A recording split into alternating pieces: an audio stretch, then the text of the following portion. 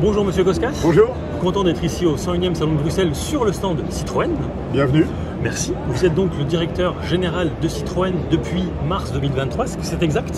Exactement, depuis mars 2023. Est-ce que c'était un objectif ou est-ce que c'était un rêve d'enfant d'en arriver ici, d'en arriver là? Vous voulez dire en tant que patron de la marque Citroën? Oui. Bah, vous savez, ma première voiture, c'était une Citroën Visa. Donc c'est là que j'ai appris à conduire. Donc oui, c'est un peu un rêve. Et puis c'est vrai que gérer une marque, c'est quand même l'un des plus beaux métiers de l'automobile parce que à la fois on imagine le futur de la marque et puis en même temps on est aussi très focalisé sur la réussite à court terme, l'animation des forces de vente, etc. Donc c'est un travail qui est très complet et qui est passionnant parce que on a vraiment un impact sur imaginer ce que va être le futur de Citroën. On est aussi un peu les héritiers d'abord d'André Citroën et puis de tous ses successeurs. Donc oui, c'est un rêve d'enfant, effectivement. Quel est votre parcours pour arriver jusqu'à ce poste? Alors moi j'ai eu trois vies professionnelles. J'en ai eu une première où j'ai travaillé pour le gouvernement français, pour différents ministères. Après j'ai été chez un concurrent, chez Renault pendant 21 ans, où j'ai fait beaucoup de postes plutôt de nature commerciale. J'ai aussi fait les voitures électriques de Renault. Et puis depuis 2019 chez PSA et maintenant Stellantis, à la fois comme responsable des ventes et du marketing du groupe, et depuis donc un peu moins de 2 ans comme directeur général de la marque Citroën. Ça ressemble à quoi une journée type en tant que directeur général? Alors c'est une journée qui est faite d'une vingtaine de réunions qui portent sur des sujets très variables. Alors il y a quelques figures imposées, il y a la performance commerciale, donc l'animation des différents pays sur les ventes. Il y a beaucoup de réunions avec le produit et le design, puisqu'on se réunit très souvent pour regarder les produits futurs, imaginer les produits futurs, y réfléchir collectivement. Et puis on a aussi énormément de réunions sur la partie marketing et la partie communication. Par exemple, c'est nous qui construisons les futures publicités de la marque, bien sûr, et donc il y a beaucoup de travail avec les agences. Et puis, on est également très connecté au monde industriel puisque les Citroën sont fabriqués dans diverses usines et donc je passe aussi beaucoup de temps à aller visiter les usines qui produisent les différentes Citroën en France et en Europe. Je vais aussi beaucoup à l'étranger puisque vous savez qu'on se développe à l'étranger en particulier en Inde, au Brésil, en Turquie, etc. Donc voilà, la journée, il n'y a pas une journée qui est pareille que l'autre. Il y a encore une fois un certain nombre de choses qui sont un peu systématiques sur l'animation de la performance commerciale et puis le reste c'est en fonction de l'actualité. Mais c'est beaucoup sur le terrain. Quelle est la situation de Citroën aujourd'hui en Europe?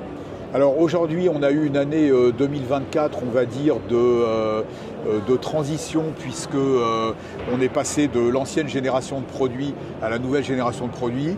Donc on va dire, maintenu notre part de marché en Europe.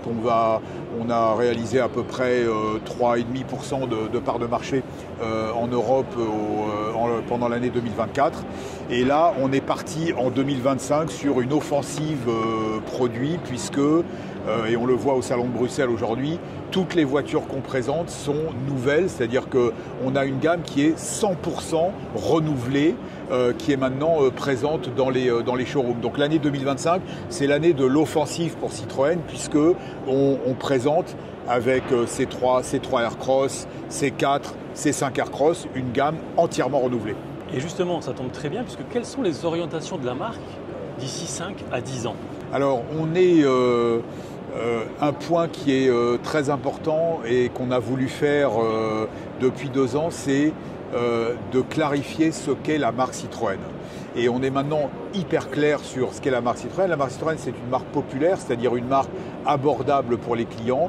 Et donc, on veut rendre la mobilité, et en particulier la mobilité électrique, mais pas seulement, abordable pour les clients. Et les meilleures illustrations, c'est C3 et C3 Aircross, puisque IC3, c'est la voiture électrique la moins chère du marché, et même en version essence, elle est extrêmement abordable, et on refait le même coup avec C3 Aircross, qui sera le SUV le plus abordable du marché. Donc c'est notre positionnement. Alors on ne fait pas que des voitures de taille petite ou moyenne, il y a aussi des C4, il y a aussi des C5 Aircross, donc on a une gamme très large. On a aussi évidemment le véhicule utilitaire, mais notre orientation, c'est clair, c'est de devenir la marque populaire préférée des clients européens et en particulier en Belgique. Alors, vous savez, en Belgique, on a eu à une époque des positions très fortes. L'ancienne C3 a été la voiture la plus vendue sur le marché belge entre 2020 et 2022. Donc on veut retrouver cette cote d'amour avec les clients belges. Est-ce que le départ de M. Tavares change la feuille de route, le plan produit ? Non, vous savez, un plan produit, ça se construit sur plusieurs années. Je sais aujourd'hui les produits que Citroën va lancer dans les 4 prochaines années, et donc c'est pas quelque chose que du jour au lendemain vous allez modifier, et il n'y a pas de raison d'ailleurs de le modifier, parce que le plan produit et les voitures qui arrivent, elles sont complètement en ligne avec ce positionnement de la marque en tant que marque populaire. Donc tout ce que vous allez voir, ce sont des produits qui sont abordables, des produits qui sont vraiment sympas, et des produits qui sont en ligne avec les valeurs de la marque, qui sont le confort et l'audace. On aime bien faire des choses dérangeantes. Par exemple, Citroën Ami, c'est une bonne illustration de quelque chose que personne ne fait dans le marché. Donc tous les produits que vous allez voir, ils sont en ligne avec ces valeurs, et donc il n'y a pas de changement sur le plan produit. Un plan produit, encore une fois, c'est quelque chose qui se construit sur le moyen terme, et on a un plan produit qu'on n'a pas de raison de changer aujourd'hui. Qu'est-ce qui est aujourd'hui le plus important pour vous ? Je dirais le plus important, c'est de satisfaire nos clients. Parce que, vous savez, une marque, elle ne vit que grâce à ses clients. Il n'y a pas une marque qui ne donnerait pas satisfaction ou qui ne serait pas attractive pour ses clients, ça n'existe pas, ou alors ça existe temporairement, mais ça dure pas longtemps. Et donc notre idée, c'est de pouvoir donner satisfaction à nos clients, à la fois en leur offrant des produits sympas, abordables, confortables, attractifs, mais aussi en répondant aux exigences de base qui sont: je veux des voitures de qualité, je veux des voitures durables, je veux des voitures qui sont absolument fiables. Donc c'est ça qu'on essaye de faire comme élément de base, et après on a toute l'attractivité des produits. Donc pour moi, l'indicateur numéro 1, c'est la satisfaction de nos clients. Qu'est-ce qu'on peut vous souhaiter pour l'avenir ?